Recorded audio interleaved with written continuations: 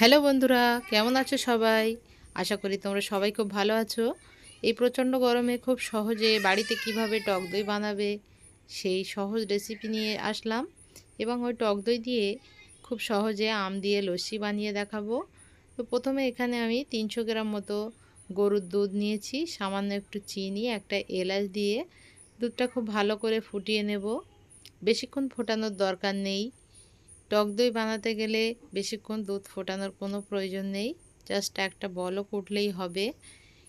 অপর পাশে একটা মাটির পাত্র নিলাম। মাটির পাত্রেতে অল্প একটু দই আমি ভালো করে লাগিয়ে নেব, যাতে করে দইটা খুব সহজেই সেট হয়ে যায়।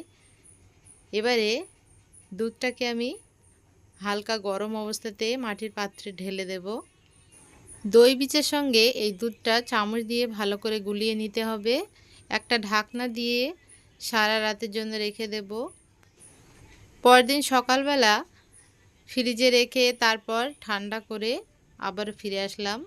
তো দেখো বন্ধুরা, খুব সহজে কিন্তু সুন্দরভাবে দইটা সেট হয়ে গেছে, আর খুব সুন্দরভাবে দইটা জমে গেছে।